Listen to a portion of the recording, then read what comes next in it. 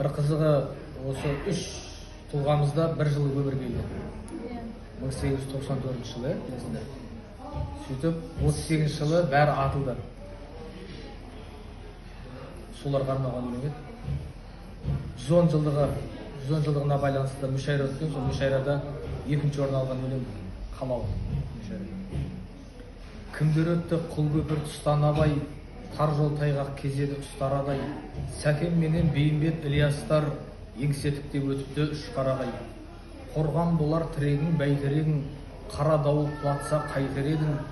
Еңіреген елім деп алыптарды, күнің менен көктегі ай дер едің. Досың түгіл ағайын жауласқан күн, күні туды қарғамен сауысқанның.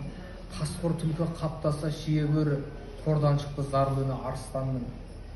Халық жүрді алданып сағымдарға, шын сөйлейік азаттық таңым бар да.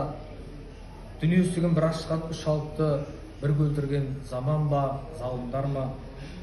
Зұлым күштер зорлықпен бұғаулаған, ақтаңдақтан айықты қырау заман.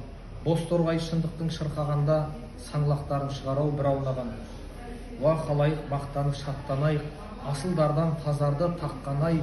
Көтерілді күн болып рухымыз, ар намысты аяққа таптамайық. Керемет. Анау өлеңдерді оқымаппын.